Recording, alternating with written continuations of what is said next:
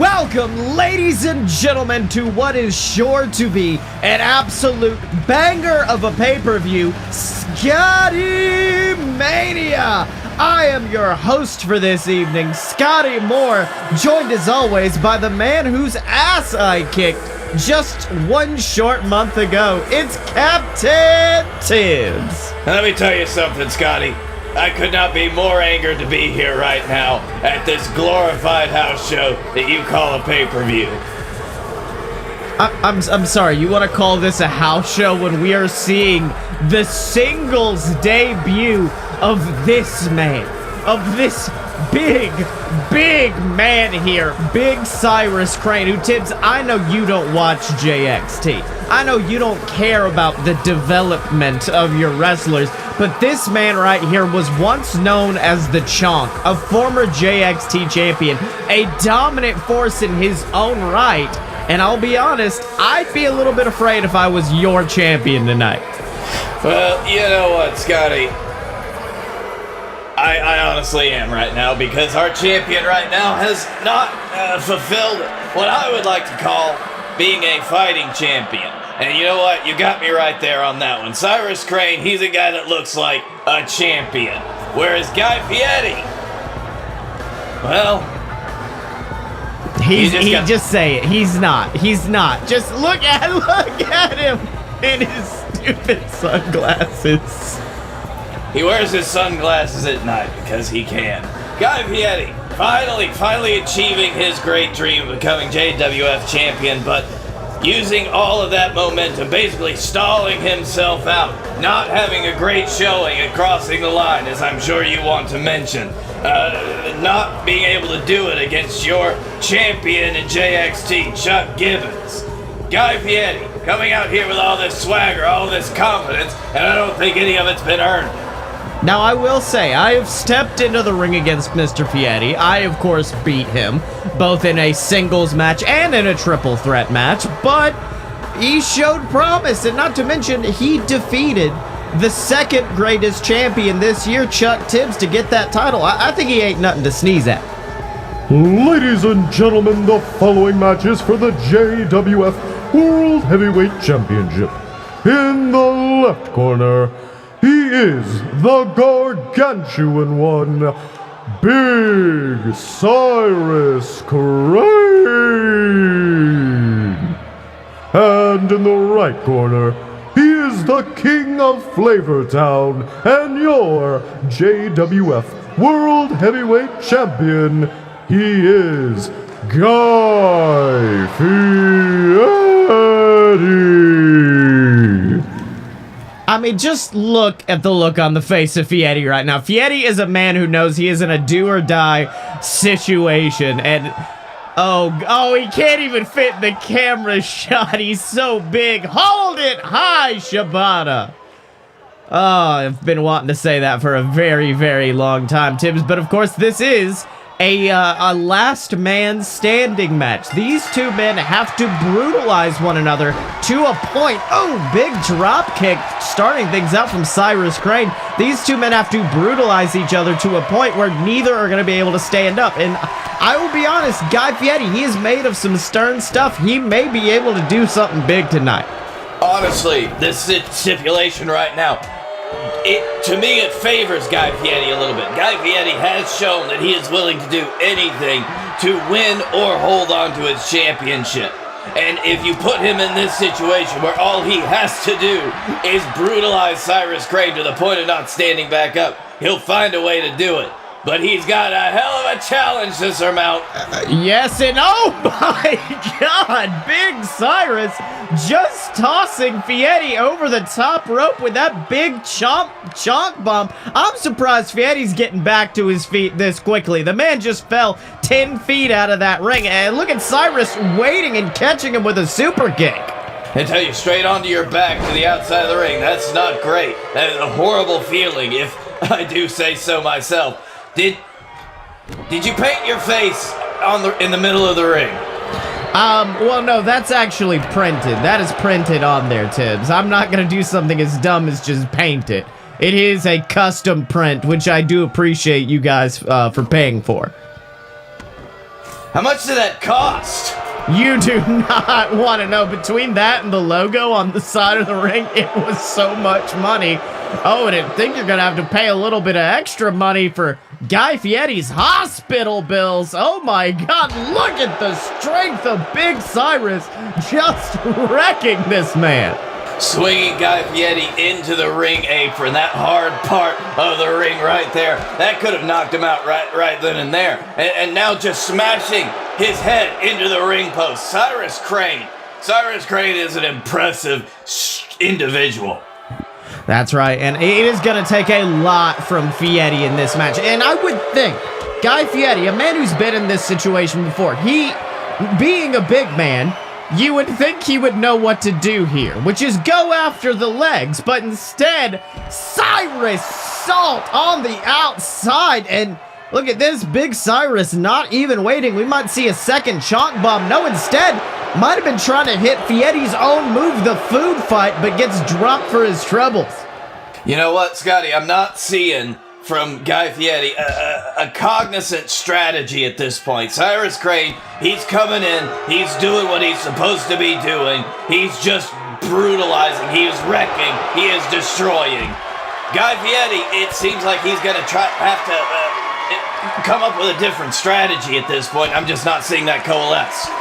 Well, you gotta also think, in the majority of the time Guy Fieri's been on our roster, he has had the privilege of being the Goliath. Oh my God, powerbombing him. I think his neck just cracked against that guardrail. But as I was saying, Guy Fieri has had the privilege of being the Goliath in several David versus Goliath situations. I don't think Fieri knows what to do when he's forced to be the David here to the Goliath known as Big Cyrus Krane. Very true. It seems like the odds are stacked more against Fieri than ever. Even somebody who has had to defeat... Tibbs? The boy is going up. Beautiful twisted Cyrus Salt. Look at that. Just pointing down at him. Cyrus almost saying, is this what you call a champion? Well, it might not be for long. It does not look like Guy Fieri's getting back up. That's right. I'd like to remind everybody at home as well, if you want to listen to the show that Scotty Moore made famous, check out JWF Monday Night Ignition on iTunes, Spotify, or wherever you get your podcasts as Big Cyrus sets him up. He's up. Could we see it? Oh, look at this. Chonk bombing him into the corner. That is the thing about Big Cyrus.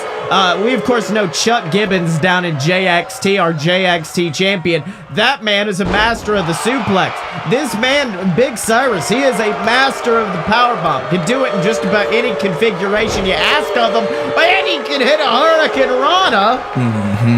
Cyrus Krane, honestly, to me, he screams with potential right now. If he were to become the JWF World Heavyweight Champion, I think that it could be limitless for him. Especially knowing that he could do such a good powerbomb already. That's right, and there it is. One last chonk bomb. Let's see that one more time after we look at my glorious logo there. It's very nice. Why is it holding so long on the logo? I just want everyone to remember who and why we're here tonight. And there it is. Big chonk bomb, and that may just spell doom for Guy Fieri as Shibata begins the count once again. Not nearly as fast as I paid him to, but oh, it looks like it doesn't matter. He can count to 100, Tibbs. Big Cyrus got a chair. If I was Fieri, I'd just stay down for the sake of my career. Also, you've probably just learned a really bad lesson with trying to pay off Shibata. He'll take your money, but he won't do it. Trust me, I know. Oh, well, that's actually good. Thank you. I've needed some real tips. And, oh, big right hand from Fieri, just jacking the jaw. And surely there is no way. That is Big Cyrus. That's Big Cyrus. That's, oh, my God. All right, come on, Big Cyrus. Get up, buddy. Buddy. Come on, you're good. You're good. It's fine. Yeah, see, look at that. Getting back to his feet like it's nothing. Big Cyrus proving to be dominant. As I predicted, he's got another one. It looks like this is where the momentum shifts. This is where Guy Fieri's... No! DDT from Cyrus Krane plants Guy Fieri, and now Big Cyrus. Look at this. He is calling for Fieri to get back to his feet. At this point, I think Cyrus has had this match won numerous times. He has just been wanting to cause punishment to Guy Fieri. And I think that goes back to the earlier points we shared, in that Guy Fieri is trying to fight this match like he's still the big man on campus, which is just not working while fighting against Cyrus Krane. That's right. Meanwhile, Shibata has the steel chair now. Tibbs, has he ever kind of, you know, gone off the beaten path? Because he could probably crack both of these boys with that chair and the match would be over. And would that make Shibata new champ? He's still got it. Why has he still got the chair? Well, part of his, there's a clause in his contract where if he ever does become champion, then he does. Oh my God! Spearing him straight through that barricade is Big Cyrus Krane. We can only hope, pray that Shibata and his magical chair doesn't do anything to affect this. Now, if you do pay Shibata enough, he will hit someone with a chair, but not during the match. Oh, okay. That's more of a... Okay, he dropped the chair. I think he's come back to his senses, said he does not want to ruin this match. Meanwhile, Big Cyrus... Look at this. Big Cyrus is no stranger to brutality. Now picking up the steel steps and... Oh, God! Going after the legs, which is, ironically enough, what I thought Fieri needed to do in the first place. But, oh! Cracks him in the skull nonetheless. And he has Big Cyrus bleeding. Looks like it doesn't matter if you go for the legs or not when you just get a set of steel steps to the brain. Oh, but Fieri going up top. This is a lot of flesh coming crashing down straight onto those steel steps. And Big Cyrus, Bud, come on. No, you're fine. You're fine. Yes, count of 3. That's all it took. Especially after such a devastating move onto the back of his head after taking a straight shot to the forehead. Cyrus Krane is bleeding. Cyrus Krane. Wait. Guy Fieri might be looking for a chunk bomb of his own, but you just can't do it to the master. Big lariat, then a second. Big Cyrus on fire, ducks it. Beautiful clothesline. And unfortunately for Guy Fieri, it is all over but the hurting, because there's a fire in the ring, and the source of it is Big Cyrus. And it looks like it's one that Guy Fieri just can't put out. This episode of Hot Ones is all over. Oh, my God! Just pouncing him to the earth. And for Guy Fieri, things look to be over right now. Caught between the legs, picked up for it. What the... Well, thought Guy was going down, but instead gets a little more elevation. Chonk bomb. Okay, yeah, no, I see what you mean about it holding too long on this replay screen now. Like, listen, I get the first one. Yeah, that really makes sense. But no, because you want to see this twice, 3 times, as many times as possible. That is a devastating move by Cyrus Krane. That elevated power bomb right there. 3, Shibata, at this point, you okay there, Cyrus? He just tripped over the steel steps. He didn't just trip on the stairs, which does go to show that Cyrus Krane has taken enough punishment that he is not steady on his feet right now. Wait, hold on. How the hell Guy Fieri back to his feet, and he just slapped Cyrus in the face. What the hell is Guy Fieri thinking right now? Oh, it looks like he ain't about to be thinking much as he gets chonk bombed into the turnbuckle. And now look at this, Cyrus once again causing the punishment. At that point, I think Cyrus is now furious after seeing Fieri get up at a count of 8. Yes, and Cyrus Krane, he might have been a little bit wobbly there, but it looks like he's still got a lot of punishment to give. But Guy Fieri's turning it around on him. Looks like he's trying to drop him back into the ring again. Tibbs, that is so much weight on top of that turnbuckle. That is a lot of weight in the center of that. Oh my God, not my ring! Ha! That's my ring! Oh, that is extremely satisfying, even though I know I have to pay for it. A mountain of flesh just collided with that ring. Big Cyrus might have a concussion. Shibata looks down and out. What the hell is Guy Fieri thinking? Guy Fieri, like we have seen him do numerous times before in his championship reign, is willing to do anything to hold on to his title. Do I agree with it all the time? No, absolutely not. But this is just another example of the lengths that this man is willing to go through to try to win. Guy Fieri's getting up! Guy Fieri's getting up! Guy Fieri is the last man standing! This summer, 2 men save the world. From who you ask? Everything invading robo-penises. This show is not about those 2 men. This show's just a load of BS. The show where Blake Tanner and Scotty Moore make up dumbass movies like that. We're your personal think tank. We're your 2 white guys, which fills the quota for a podcast, I think. And we're just gonna be here to have a good time and talk about sauerkraut. That's right, except no substitutes, ladies and gentlemen, because this is that pure, uncut BS. Good, uncut. Okay, Tibbs, that first match didn't exactly go in my favor, but I have a feeling this next one is, as this man is forced to pay for his sins. Lawrence Whitney taking that long, slow walk down to the ring for his own public execution as he takes on all 3 members of Legion in a handicap match.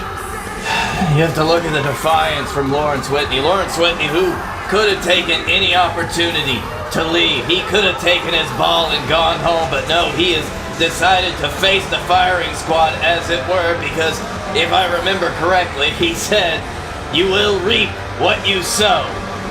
And I do believe he directed that towards you a few weeks ago, Scotty, because as it is, you have only sown, but not reaped. And I think he wants to give you a good idea of what might happen in your future. A little bit of a Christmas carol, as it were. He's showing you what might happen to you in the days coming. Boy, he is just taking his sweet ass time on the way to the ring, huh? I really tried to vamp through that one, but it did not work. I mean, I understand this is probably going to be his last wrestling match. The man is about to get decimated in the ring, so I understand wanting to take it all in. You've got your fun little stick there, but Bud, we've got a whole show to get through, Lawrence. Come on. It does look like he is taking every last moment, like a dead man going to his grave, holding on to everything that he once held dear in this wrestling company, knowing that this might be very well the last time he steps into the ring.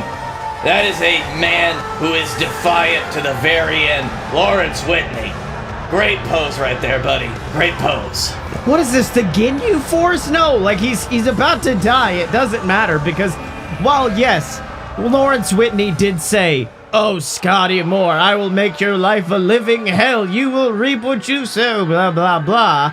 He said that would happen if he survived this match. And Tibbs, let me tell you right now, that is one big if, because he is stepping into the ring against these 3 men.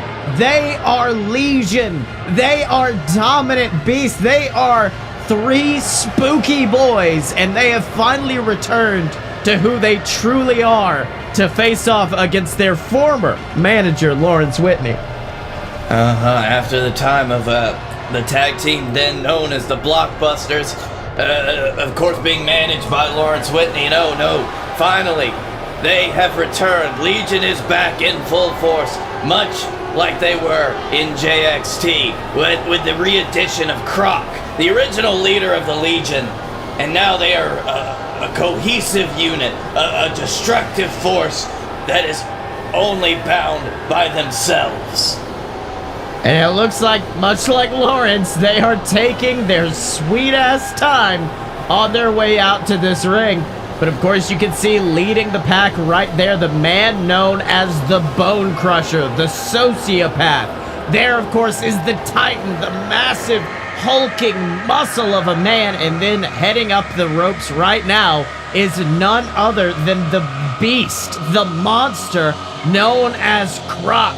Sporting that massive mohawk. I mean, Tibbs, let me put it this way. Lawrence Whitney is not even an active competitor, and he's willing to get in this ring. As a man who's wrestled constantly, I would not get in the ring with these men. They are terrifying individuals, and I will give Lawrence Whitney props for being able to step between the ropes for his own public execution. At this point, it's looking more and more like what that is going to be. But I would barely hesitate to step into the ring with a team of my own, a 3v3 tag team. That is what you would go against with Legion. That you would have to be with people that you know extremely well, people that you gel with in the ring to even have a hope of getting one over on what Legion can bring to the table. Lawrence Whitney's doing it all by himself.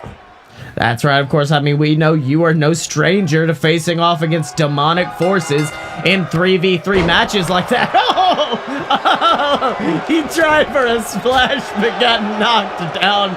Oh, he's gonna die, Tibbs. This is the part that I did not want to watch.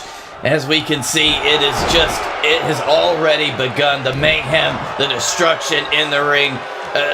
Bone Crusher already tagging Croc in to get his own little bit over. Wait, hold on. Lawrence is actually trying to fight back. At this point, if I'm Lawrence, I'm gonna finger poke of doom it. I'm gonna lay down for it, but instead, tries for that splash again, but just can't get anything going.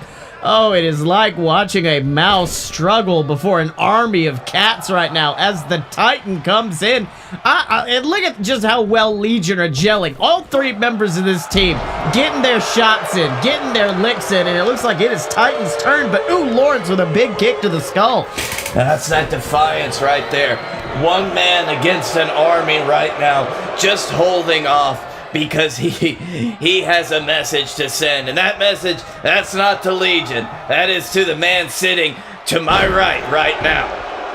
Yeah, that's right. But unfortunately, that message is not being well received because Lawrence, once again, in a pile of his own viscera in the center of the ring as the Titan picks him up. Oh, might be going for that clash of the Titan. No, just throws him unceremoniously across the ring. The strength of the Titan is palpable, Tibbs. Absolutely. This is where, as the blockbusters, we got to see inklings of this real power from the Titan.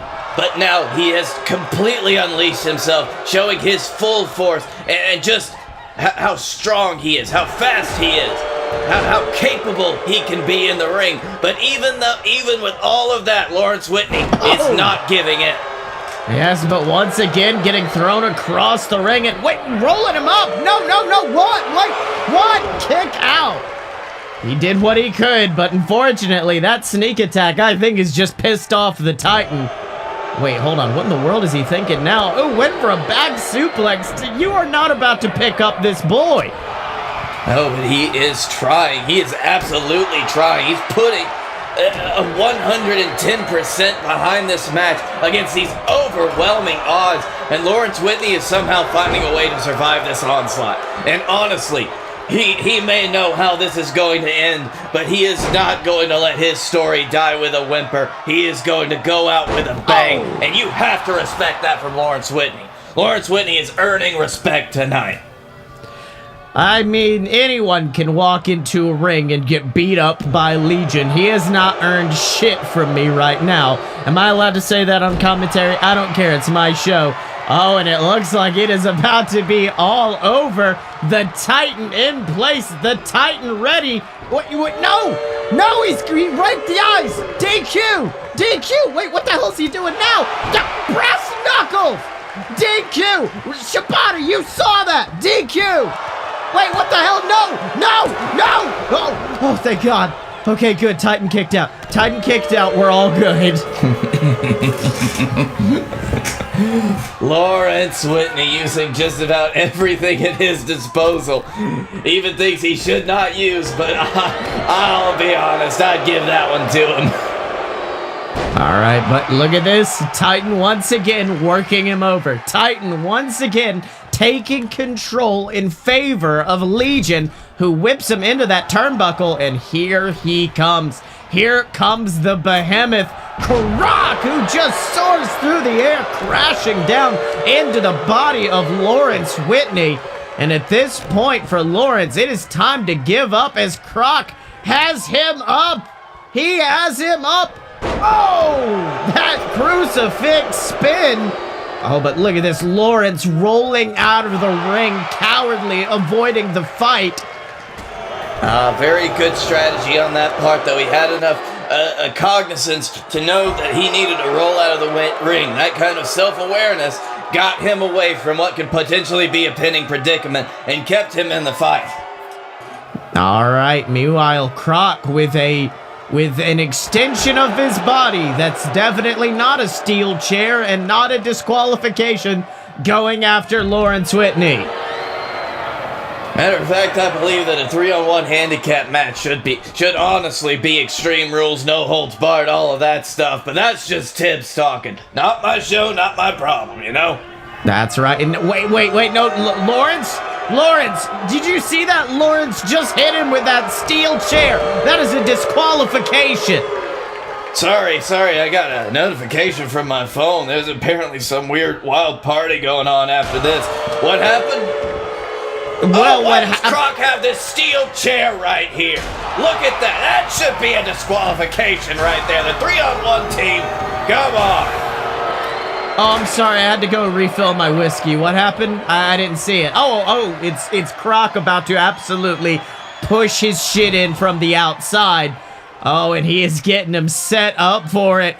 Could we see that big Croc bomb? Unrelated to the chunk bomb, just like that, falls into the pinfall, and it is all over. It's all over. Okay, no, Lawrence, bud, I get your point. I get your point, but you don't want to do this. You don't want to do this. Oh God, now he's just working over the arm of Croc. And that corner, Lawrence Whitney, it's like he's not missed a step, but he still can't hit that splash. No, not at all. It looks like it.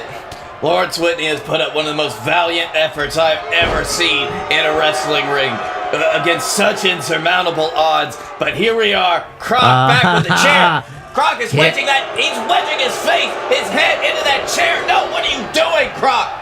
I don't know what you're talking about, Tibbs. All I see is that new necklace that Lawrence likes to wear to the ring, and he just... No! Yes!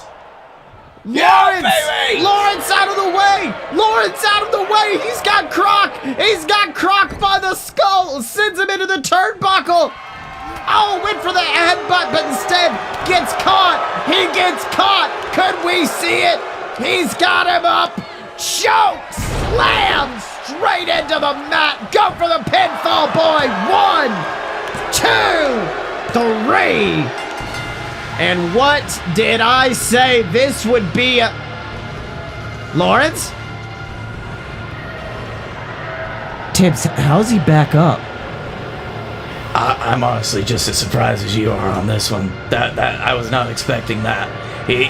Lawrence Whitney is back up after this grueling match almost immediately. He got taken down. What kind of Austin Aries no-selling bullshit is that, Lawrence? Lawrence Whitney, I'm going to be honest, that was a lot of real punishment right there. That was terrifyingly so, but Lawrence Whitney continuing his act of defiance after everything that you see right here. After being pummeled by each member of Legion, after being decimated. Well, there they are, the winners of this match, and the men who are going to continue to dominate and terrorize the JWF. They are 1, They are Legion. Hey JWF true believers, Captain Tibbs here for merch.alodapurebs.com. That's right, merch.alodapurebs.com. That is where you can buy all of our great merchandise from the JWF universe. Do you want t-shirts? Do you want more t-shirts? T-shirts with my face on it, with the faces of all the JWF superstars, our great wrestlers, anything. We got t-shirts, more t-shirts, tank tops, hoodies, baseball hats, masks. You can even get a phone case. You can get a phone case with my face on it. You can get a phone case with the Jebeduk's face on it from JXT. You can get anything you want. Whatever your heart desires. Merch.alodapurebs.com. Powered by T-Public. Well, Tibbs, we've had one championship match tonight, but it's now time to move on to our second as the title with your name on it. The JWF Captain's Championship will be decided as our current champion and my definitely best friend, who we've never had any problems, Blake Tanner, takes on this man, the Nightmare, the Blueberry Pimp he's liked to be called, Gozzie. Now, of course, some would say this seems to be Gozzie's last chance, as it were. Of course, you very obviously telling Blake Tanner a few weeks ago to kick the shit out of Gozzie. It looks like Gozzie has just about as much stacked against him. I said no such thing. It is on video. I told him to stomp his head into the mat. Never anything about kicking the shit out of him. Don't put words in my mouth. I'm sorry, you told him that. I don't see what the difference is in hindsight or anything. But the fact is that Gozzie is coming in here where everybody that he was once aligned with is now against him. Well, if Gozzie would have been a success in this company, maybe Gozzie wouldn't be being punished like this. Maybe if Gozzie just performed at the tier of the wrestlers that were being so gracious to him, maybe then Gozzie would have gotten a chance. But for right now, Gozzie is a solid C- player here in the JWF, and we need him to bump that up to at least a B if we're gonna let him really hang in this world of JWF. I mean, like his opponent, like Blake Tanner said, Gozzie has not been performing at a level of a JWF superstar, and it is Blake's goal tonight to prove to him one thing and one thing only, and it's that Gozzie does not belong here. Speaking of bumping up to the B, here he is, our Captain's Champion, Blake Tanner. Of course, not having the most banner year on his own, has really stepped it up in the past couple of months. He defeated Gozzie and the Dylan at Heck in a Sec to win the Captain's Championship. He actually came up in a losing effort at crossing the line against Falcor, the Dragon Incarnate. And now here he is, defending his championship against none other than Gozzie.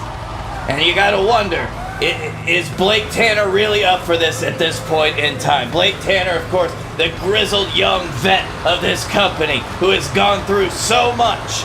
One of our longest reigning JWF champions of the modern age.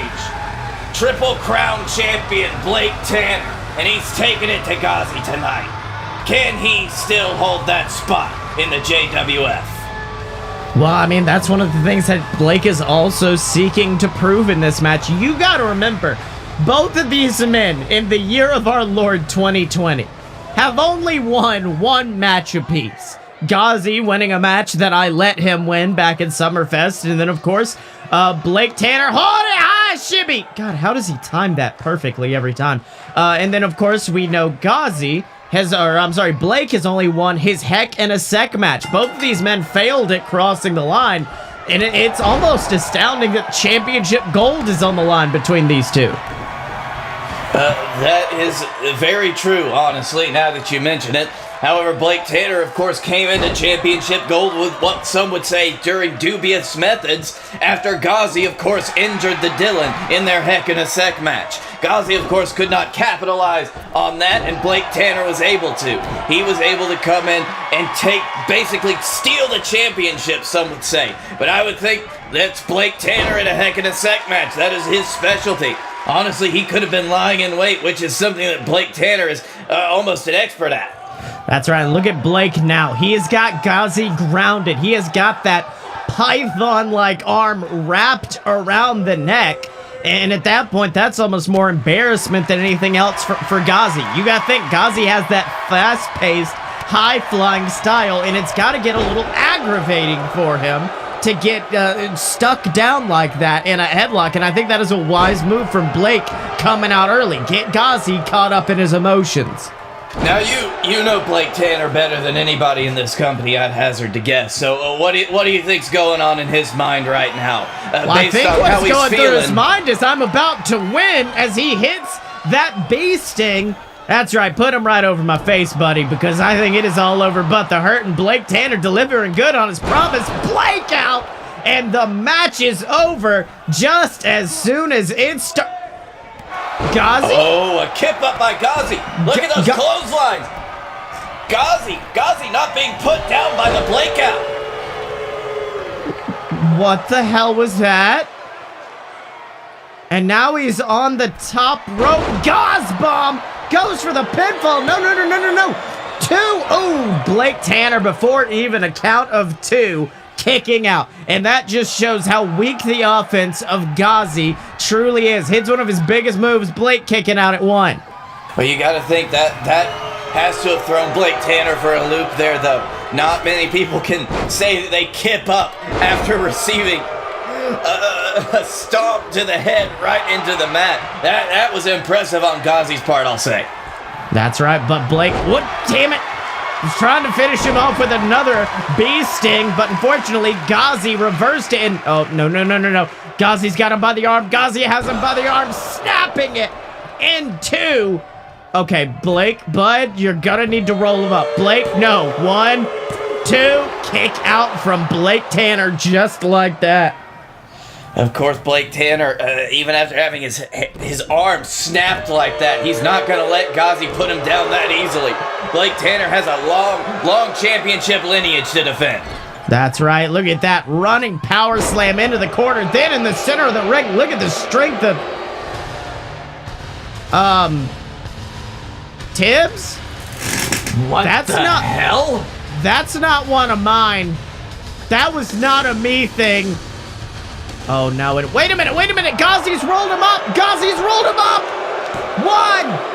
2.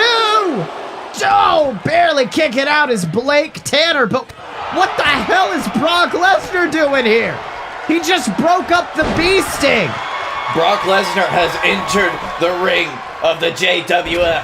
Brock fucking Lesnar. Okay, Tibbs, I'm sorry. You got to get these guys under control. Because at crossing the line, Sheamus came out, interrupted a Blake Tanner match. Now Brock Lesnar, and now Gozzie's about to fucking... Okay, good. Blake kicked out. Never mind. I'm fine. It's okay.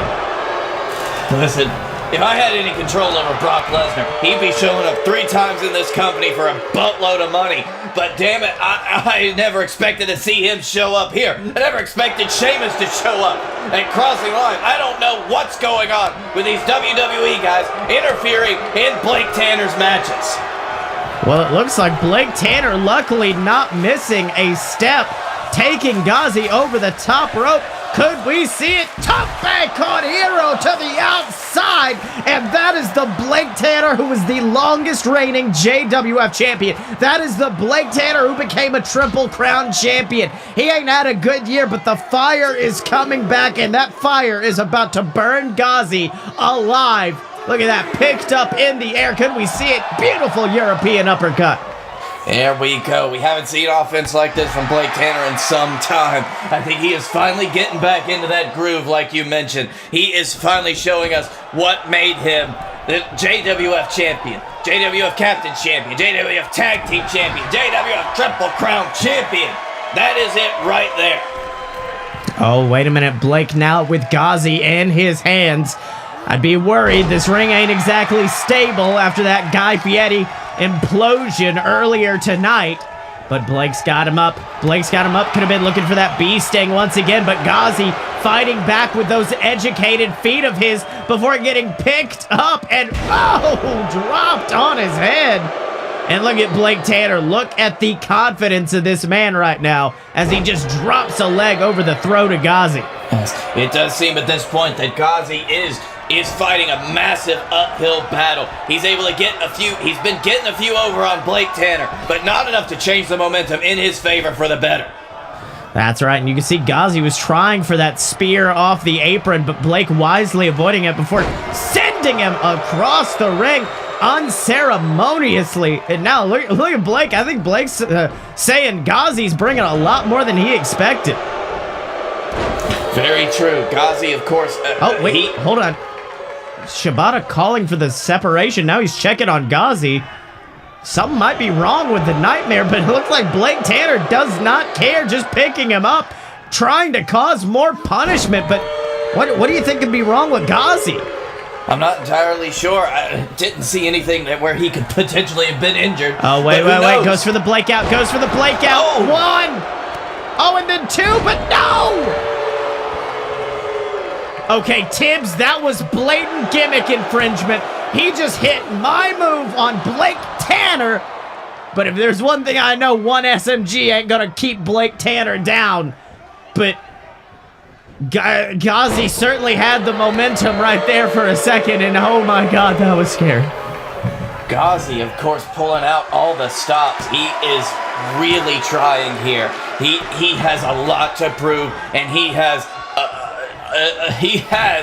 to win this match, or he will just fall into obscurity for the foreseeable future. That is where Gozzie is coming from right now. Blake Tanner has to win this match to prove that he is still champion material right now. Both of these men, they cannot lose this match. So they are fighting with everything they have. Beautiful Hurricane Rana off the ropes from Gozzie, and unfortunately that has Blake directly in place for it. Could we see it? Oh, went for the elbow drop, a patented move of Blake Tanner's, but unfortunately it leads to him getting caught and dropped with the bee sting before backing up for it. Could we see it? Blake out, stomping his head into the mat, goes for the pinfall. 1, 2, 3. And just like that, Blake Tanner retaining his captain's championship over the Nightmare, over the man known as Gozzie. And in my opinion, I think Gozzie went back to the well one too many times. He thought, oh, it'd be funny to steal some of Scotty's moves, steal some of Blake Tanner's moves. Well, look what happened when he tried. He got caught with the master of the elbow drop. He got caught with a bee sting, dropped pinfall. 1, 2, 3. You've got to think, if Gozzie was facing Blake Tanner from 3 and 4 months ago, then he could have had a chance. He had a real fighting chance, but no, we've seen the champion Blake Tanner return. It is that old axiom that he has said, when Blake Tanner gets gold around his waist, he really, really pulls out all the stops. That is when he is at his best. We saw it tonight. A valiant effort by Gozzie. He tried everything he could, but he could not surmount the beast that is Blake Tanner with a championship.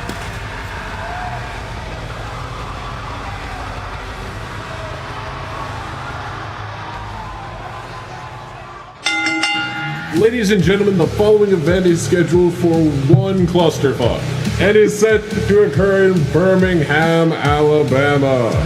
Introducing first, he is the bearded man from the Badlands, the absolute Badlands, Scotty Moore! And in the other corner, sporting the modest plaid on plaid on plaid, the man with the plaid crown, the plaid is plaid on the plaid, the man who knows nothing about wrestling and everything about plaid, Blake Tanner. I'm sorry, was I supposed to do something there? I thought this was just you two. Oh, no, that's Dylan. Hey, Dylan. And we are the Fight Boys, and it's a show about professional and not so professional wrestling. Make sure to check us out, because when you're a Fight Boy, you're a Fight Boy for life.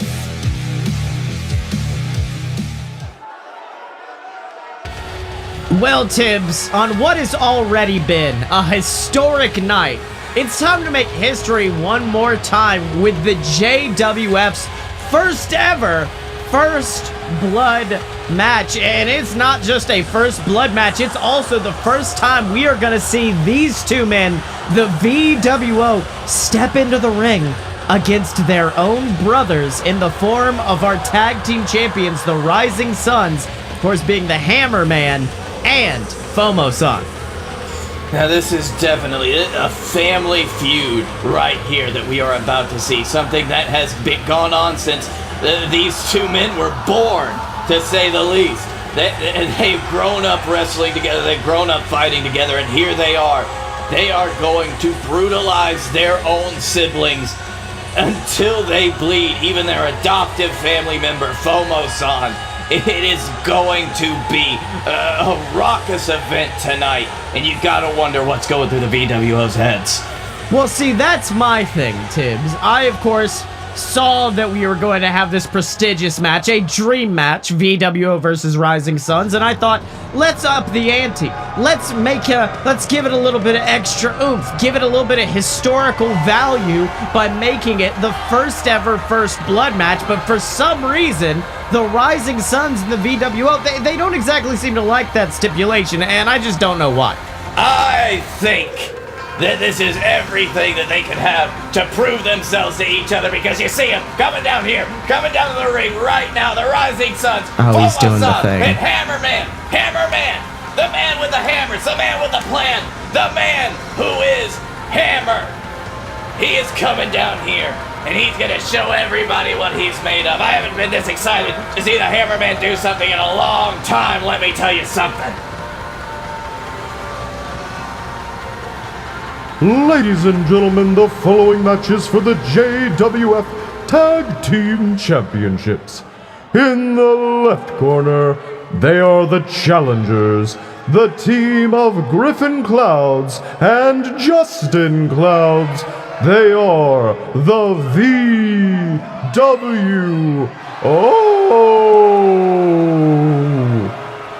And in the right corner, they are your JWF Tag Team Champions, the team of FOMO-san and the Hammerman. They are the Rising Suns.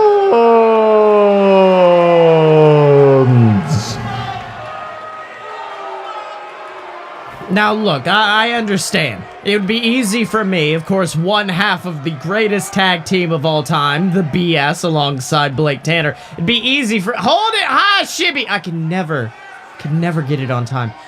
It would be easy for me to cast some aspersions here. It would be easy for me to say, oh, the Rising Suns, they don't deserve these titles. The VWO are past their prime. But if this year has proven anything, it's that both of these teams are dominant in this ring. In fact, if Blake Tanner and I ever happen to get back on the same page, I would love to step in the ring with this new invigorated VWO or the Rising Suns. Oh, and it looks like Griffin Clouds to the top. Oh, went for the elbow drop, but FOMO-san avoids it. Griffin Clouds, of course, being the winner of this year's King of the Steel City tournament. Griffin Clouds, of course.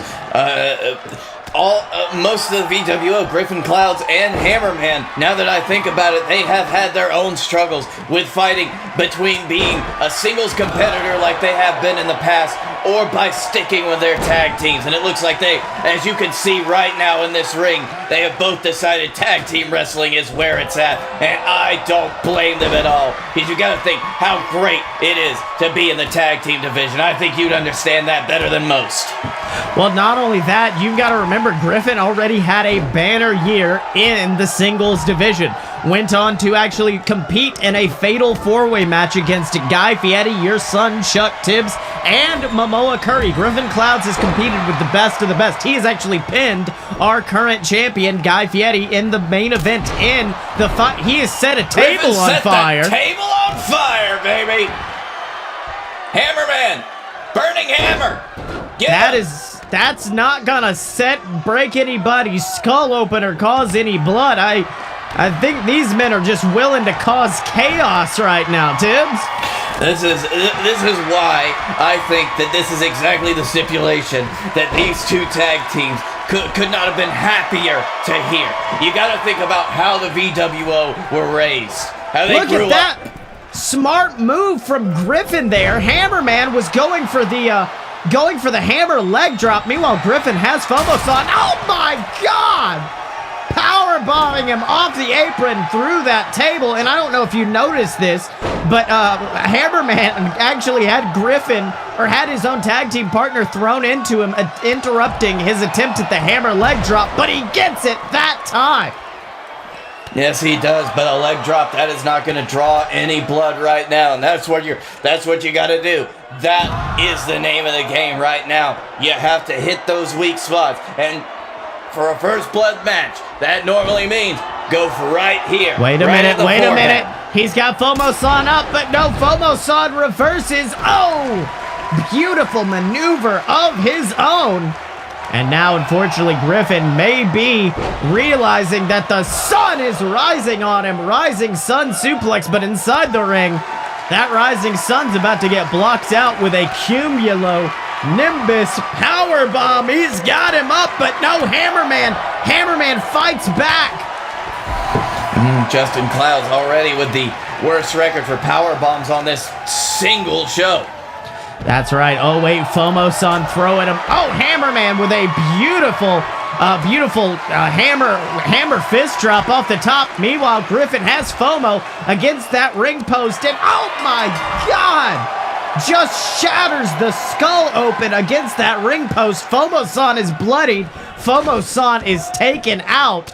And unfortunately for the Hammerman, that's left him in a very bad situation. He has to bloody both of his brothers right now. And he's got Justin in the corner, and oh! Takes care of Justin just like that. You gotta be impressed by the Hammerman right now. With zero forethought, you're just on instinct alone. Boom! Big boot right to Justin's head, and it opened him up. That's right, now delivering those vicious chops to Griffin. I think Hammerman right now is having to completely block out any receptors of who he is fighting. I think if the Hammerman realized that this was his own flesh and blood he was doing this to, I don't think the Hammerman would be able to come to grips with what he's doing. But I don't think he realizes that the Hammerman, he is well versed in having to go to certain places in his mind to win a championship. You see him, he is a high-risk kind of guy. Hammerman! Hammerman! Oh my God! Guillotine elbow drop straight to the back of the skull, and now... Oh no, he's going up once again. He is going up once again. Griffin Clouds is prone underneath him, and then beautiful double stomp to the earth. And now look at this Hammerman backing up into the corner. And look at this.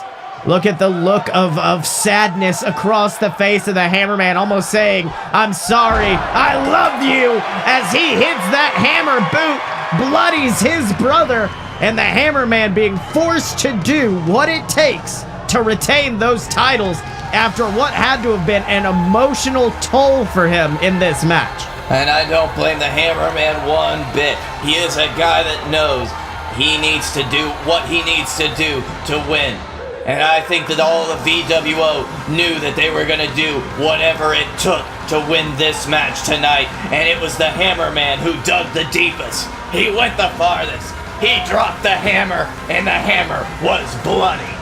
That's right, and in what many might have called a quick match. I mean, look at these replays. All the things that were happening around ringside. Flaming tables, ladders, bloodying men against ring posts. These men went through absolute hell in this match to retain those titles. And look at that crimson mask adorning the face of Fomosan. The battle scars there. But they have their tag titles. But I have to ask you this right now, Tibbs. At what cost? Hammerman! Yeah, I love ya! Awesome job!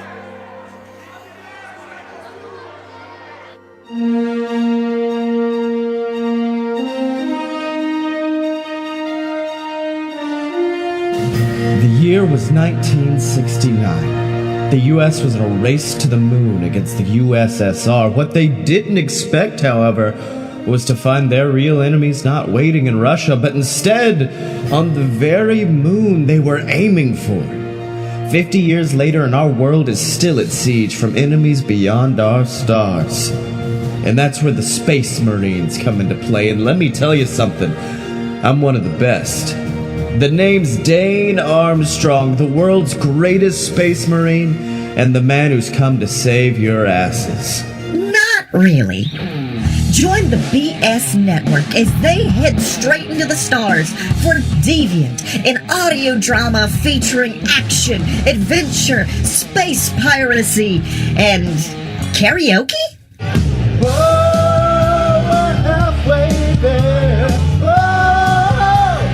Hop aboard and fly with us into the stars every other Sunday on this Deviant.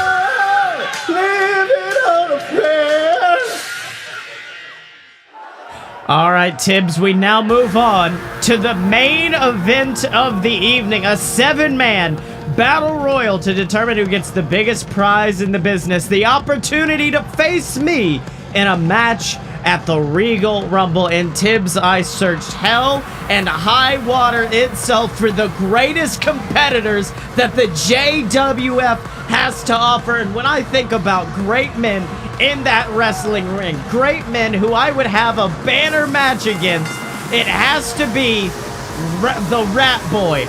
The Rat Boy can do it, Tibbs. No, please tell me your logic behind bringing Rat Boy Connor back for this match. I would love to hear it because he has just been so great in the ring before.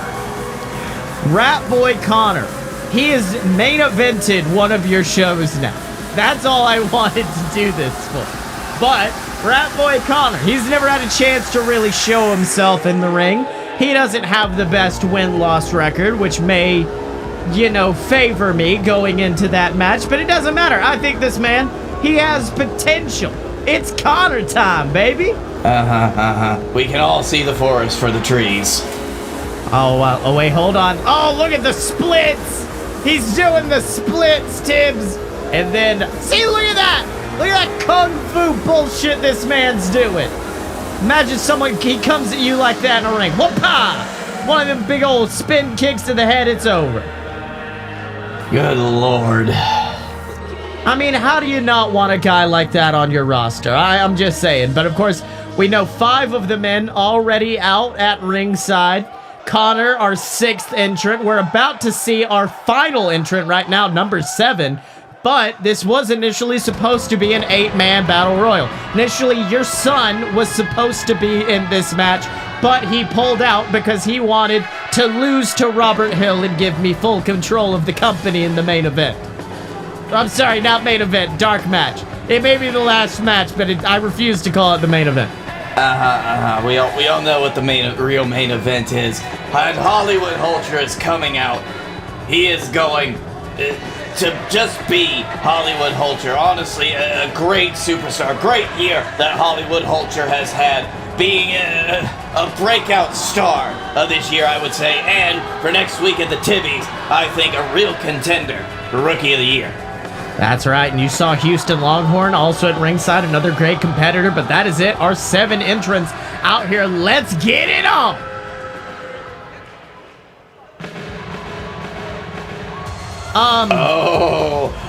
It looks like we do have an 8th spot to fill. Oh, it looks like there is an extra competitor coming out right now, and you know that music.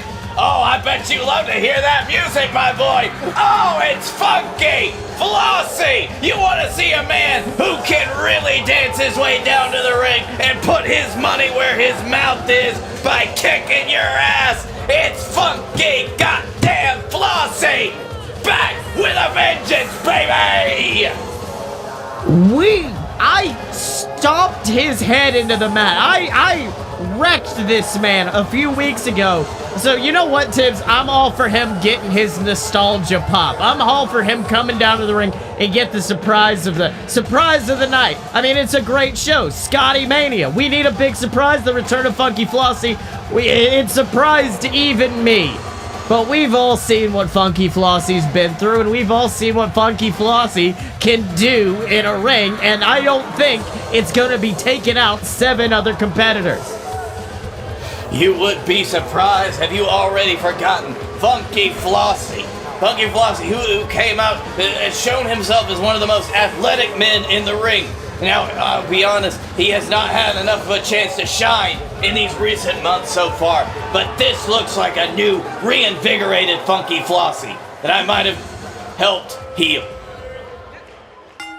Okay, Funky immediately stomping AJ Steele down in the map. But you know what? Why don't we go around the ring and look at the other competitors we've got? We got Danny Roanoke. We got good old Honey Mustard Jenkins, a #1 contender in his own right. Johnny Bananas, Houston Longhorn, as I stated earlier. AJ Steele. Any one of these men would be absolutely dominant in a match against me.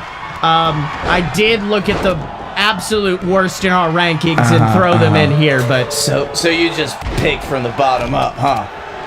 I did what I could, Tibbs, but they are all here, and look at the fight they are all putting on, because they all know what prize awaits them. A match against me at one of the biggest pay-per-views of the year, the Regal Rumble. And while that might be so, that means it...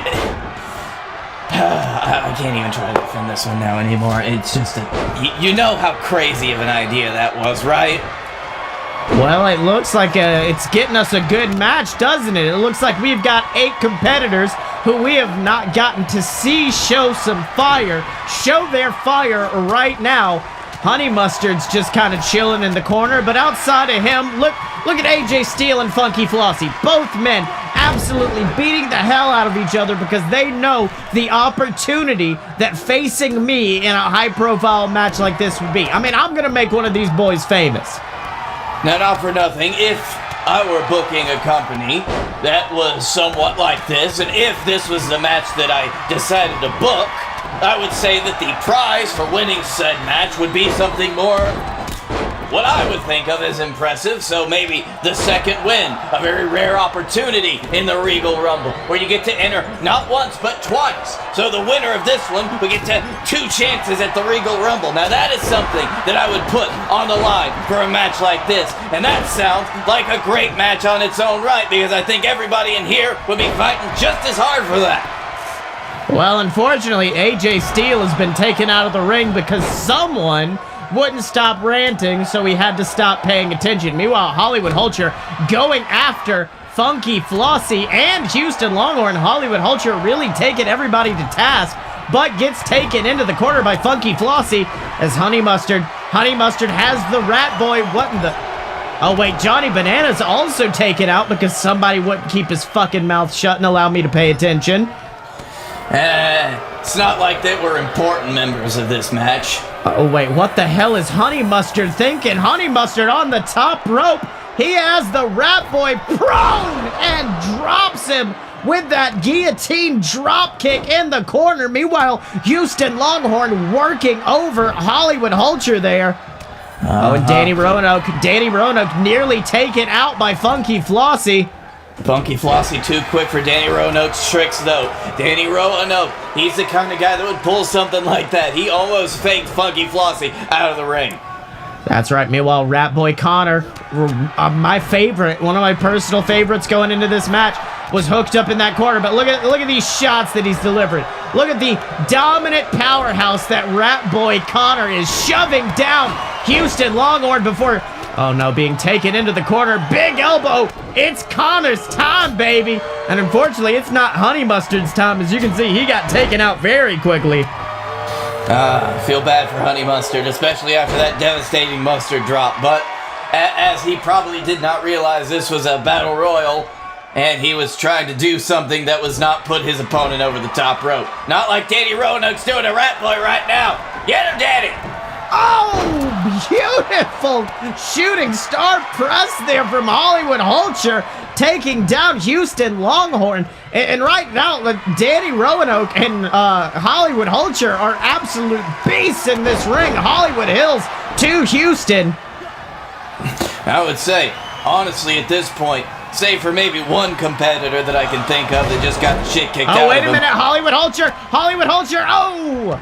He was hanging on by a thread, but managed to skin the cat, kick Funky in the face, and get back in the ring. Hollywood Hulcher showing some true dominance right now.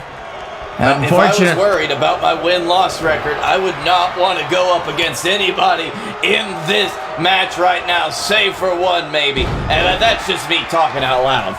Oh, and look at this. Danny Roanoke and Hollywood Hulcher finally reigniting that old rivalry, going after one another, but oh no! Danny tried to clothesline Hulcher over the top rope, but it did not work. Got sent out, and now Hollywood working over Funky Flossie. Oh, and oh, much like he just did to Danny Roanoke, getting sent to the outside by Funky Flossie. Oh, and now Funky going after Houston Longhorn, one of the best JXT champions in history. And I know the history Funky and Houston had down in JXT regarding that title. And Funky certainly, much like he did then, can't get one over on Houston once again. We still got a whole match left to go, and it does not look like Rat Boy Connor is doing too well at all. Just got an elbow to the face, and he is bleeding. That's right, but instead he... No! Oof! Oh, it's okay. It doesn't matter. It doesn't matter. Oh, no. Come on, Houston. Houston, get back to your feet. Houston, back to your feet. Oh, massive leg drop from Funky Flossie. Oh, no, and Funky is backed up into the corner. He's backed up into the corner. It's all over. Funky. No, Oh! Fake out. He did not hit the Funky Kong, but that did not matter. Funky Flossie is your winner of this Battle Royal. That means it is Funky Flossie, Scotty Moore at the Regal Rumble. Okay. Okay, we can all, like I said earlier, it's a big surprise. Everyone's happy he's returned. He won. It's okay. He can have this. This can be Funky Flossie's night. Funky Flossie did phenomenal, but come the Regal Rumble, that's gonna be Scotty Moore's night. So, you know what? Funky, enjoy your win, enjoy your night. I will say, he earned no eliminations. All Funky Flossie did was move out of the way. Every single elimination, someone was trying to take him out. All he did was duck. And unfortunately, he can't duck a super kick as well as he thinks he can, and that's exactly what waits him at the Regal Rumble. That remains to be seen. We'll just have to wait till January, I suppose. For tonight, though, it is Funky Flossie.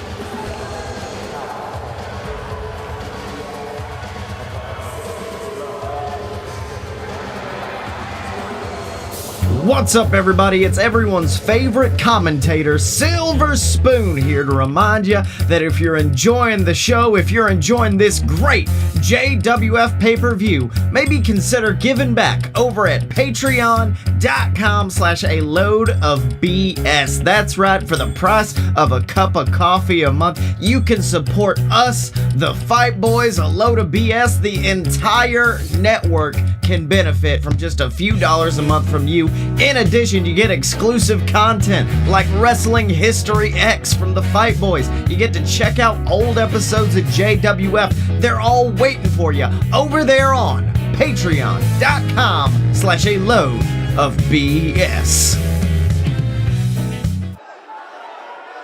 Well, we now move on to our dark match of the evening. Post-main event. Of course, that was the main event, what we just saw. This is just a nice dark match.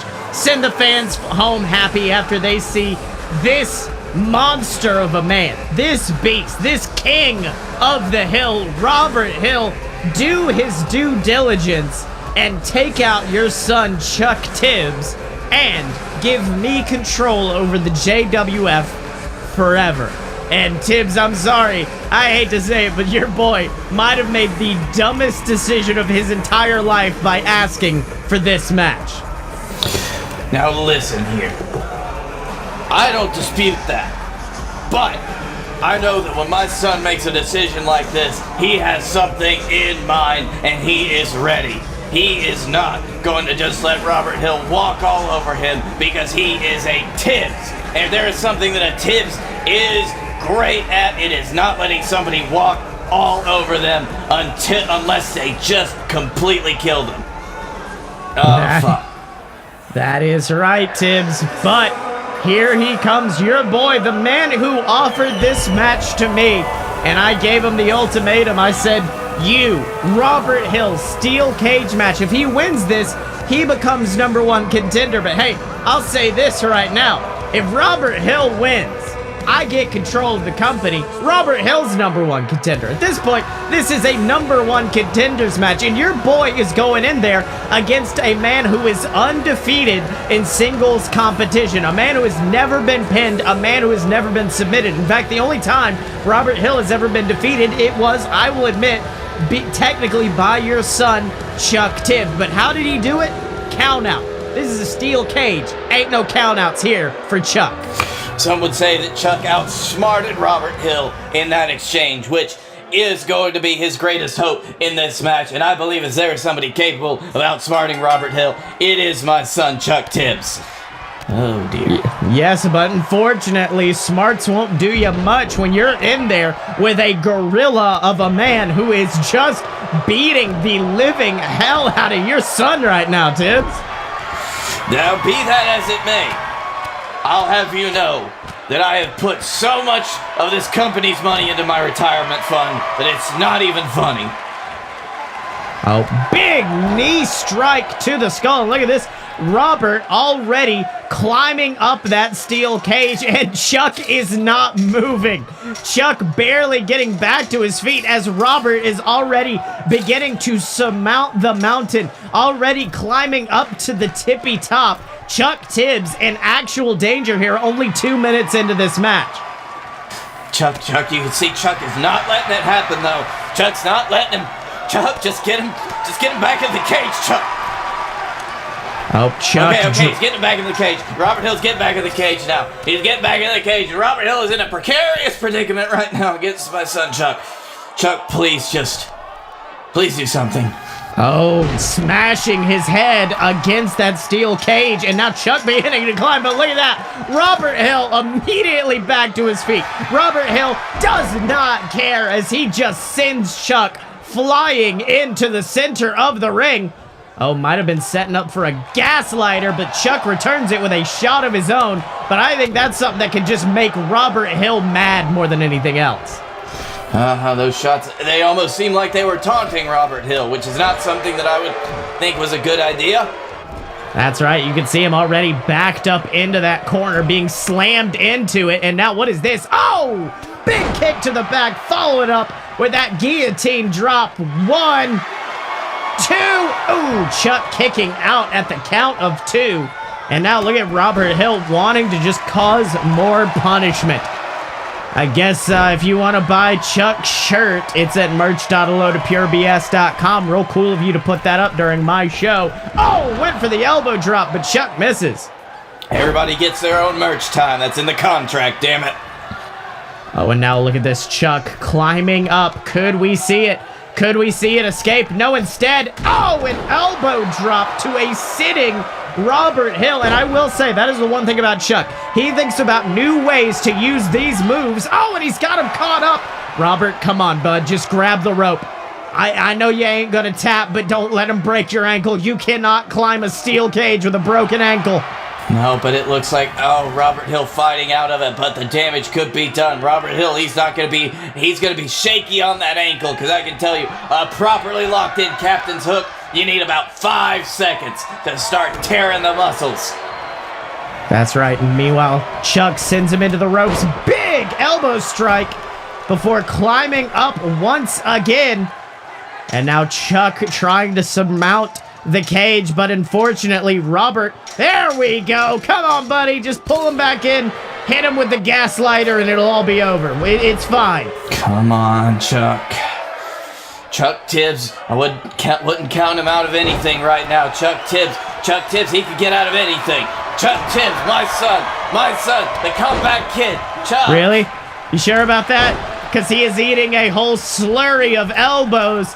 And now, oh, unfortunately, Chuck avoids that last one. Robert, Bud, you can't. Robert, come on, Bud.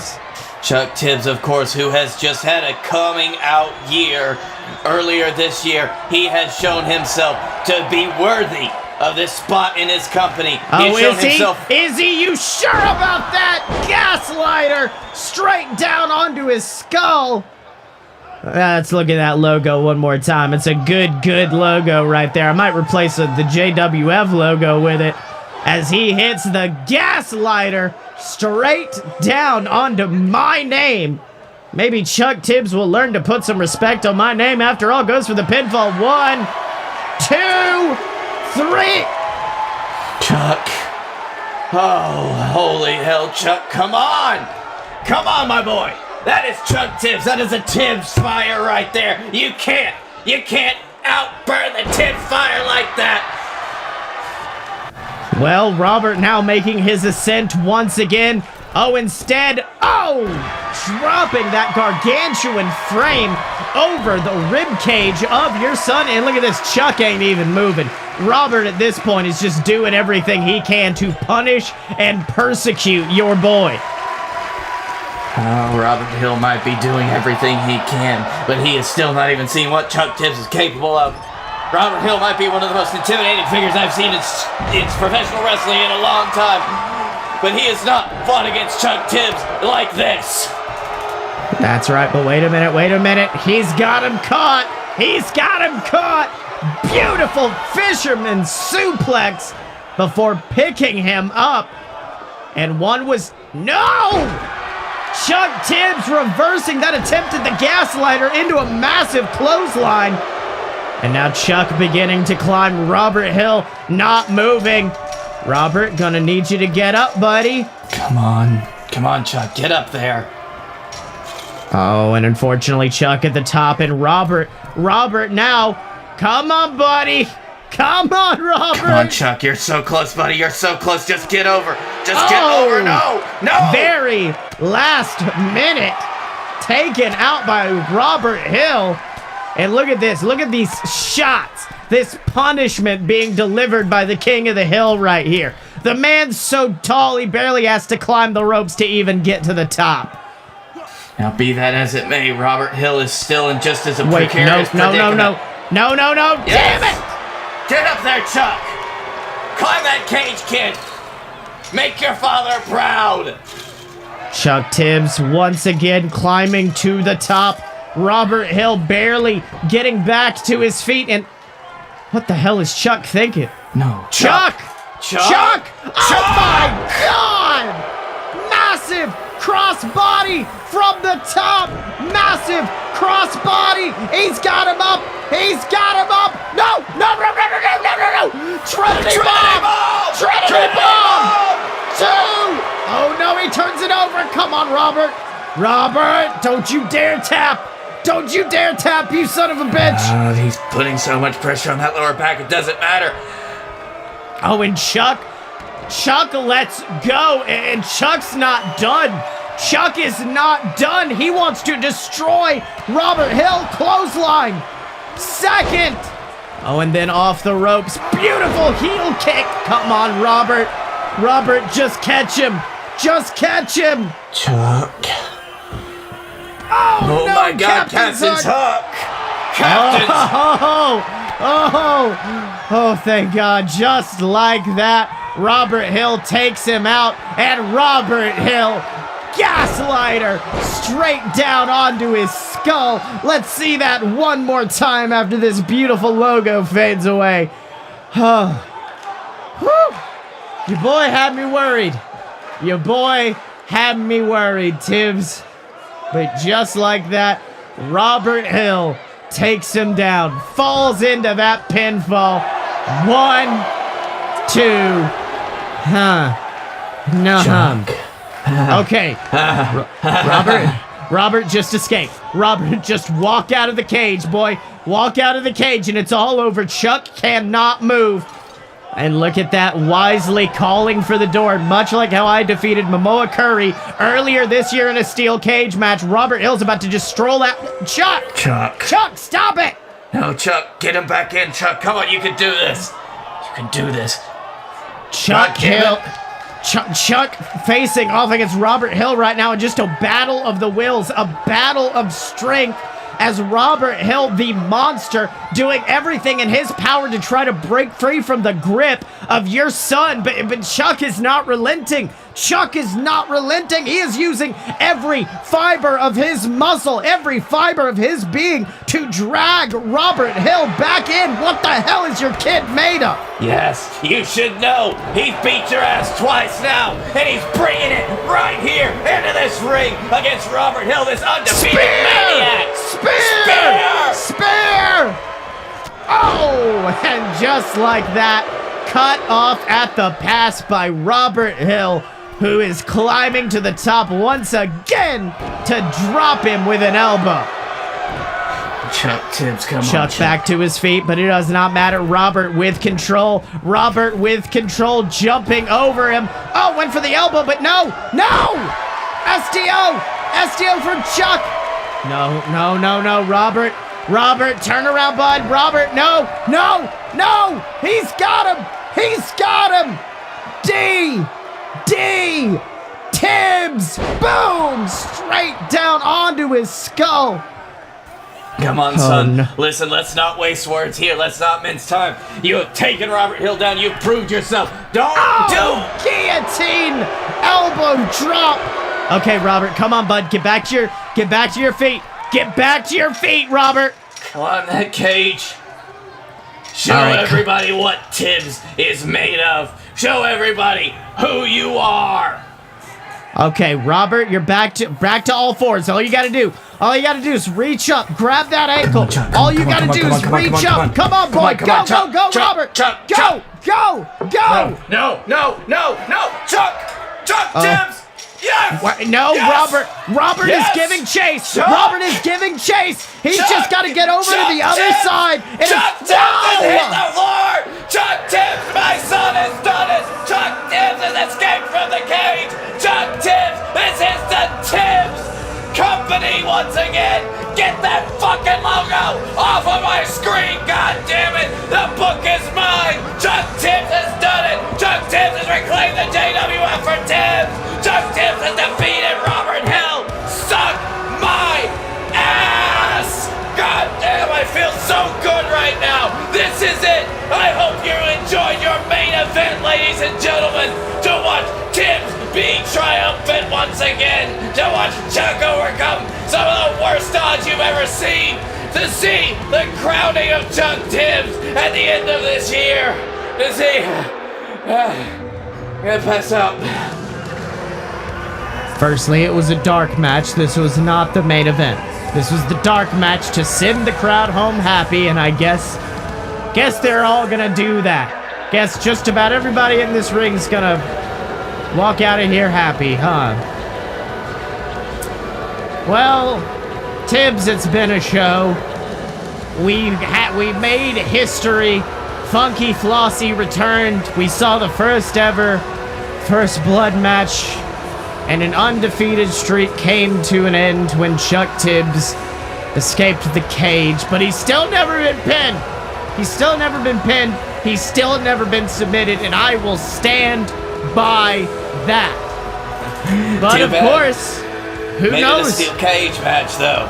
It was a great show, but will that great match be the match of the year? Will Chuck Tibbs possibly become the Rookie of the Year? Who knows? You'll have to tune in to the Tibby Awards tomorrow on JWF Monday Night Ignition to see as I have a clean sweep and win every single award that I'm nominated for. But until then, he's been Captain Tibbs, the man who is still in control, and I've been Scotty Moore, and this has been Scottyemania, and we will see you next time.